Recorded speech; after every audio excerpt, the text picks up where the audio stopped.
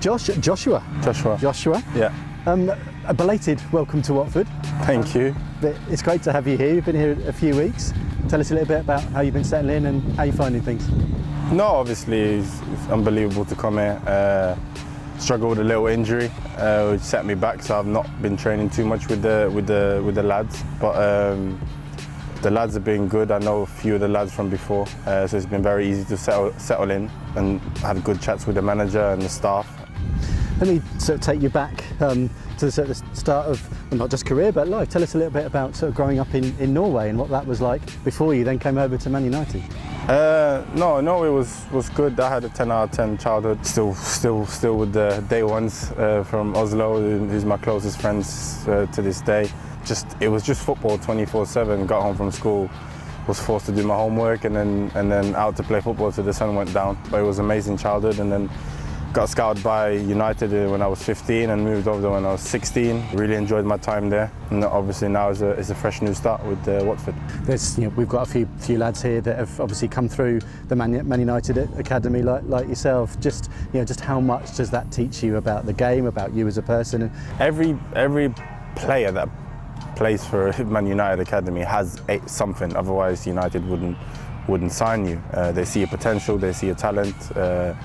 But it don't work out for everyone in United. But one thing United was very good at that time with Sir Alex Ferguson was keeping the lads humble, hard work,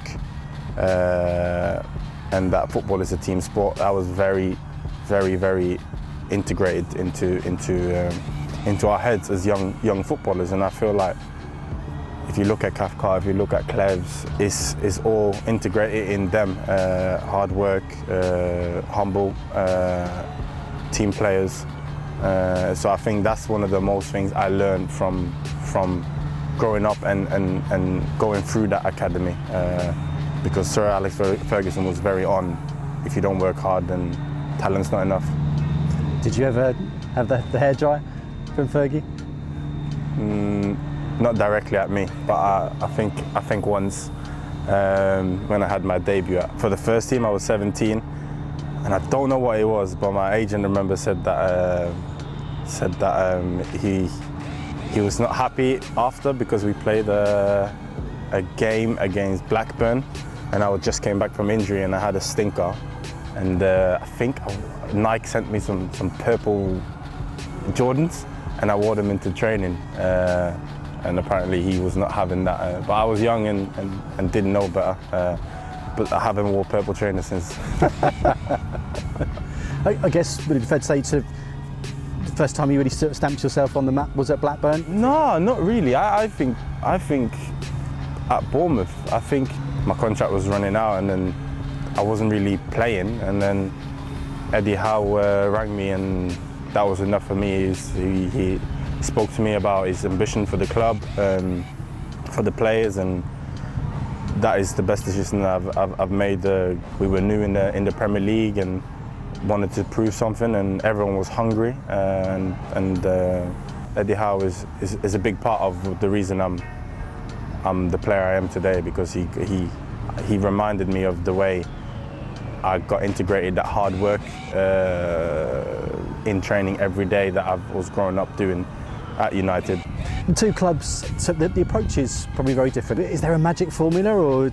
I feel like when Bournemouth first got promoted to the Premier, it was the first time in the Premier League as a club.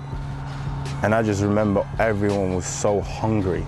I get that same feeling that when I came to Bournemouth, when they just got promoted, like Watford now, that everyone is like hungry to clench that and stay in this league. And it's going to be a very tough season. There's some good teams in this league, but the good thing about Premier League, everyone can beat everyone if someone has a bad day and someone has a good day. So I'm very looking forward to it.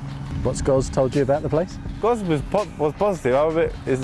When I signed, I was like, what are the odds of me and you signing for the same club again? But now Goz is a good lad. I've known him for 6 years now, and he's a funny character. He don't really talk much, but when he says something, is mostly funny.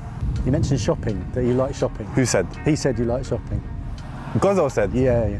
No, I like my fashion. Gozo's copied me over the years with a few things, but I'll buy something and then he'll try and banter it, and then a year later he'll get it. But that's I do like my fashion. I do. I'm not gonna lie about that. Back to football. Do you know the team that you played against most in your career? I know who I scored most against, but I don't know who I played. If it's the same team, is it? Everton is the most I've scored against. The team you played against most is now the team you're going to play for. Watford. It's actually, you've played 14 times against Watford. You've scored 5 times against Watford in your career. I think 4 of those for Bournemouth. Yeah, I like Vicarage Road. I like Vicarage Road. You like Vicarage Road? Yeah, I do. What can we achieve this season? What can you achieve this season?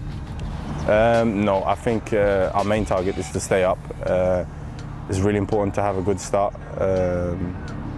This start of the season, very important, I think. I think we can achieve a lot with this squad. Like I said earlier in the interview, the most important is if we work hard, stick together as a team, and play good football together, then that should be no problem.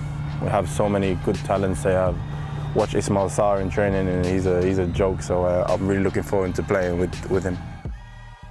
Click here for more videos.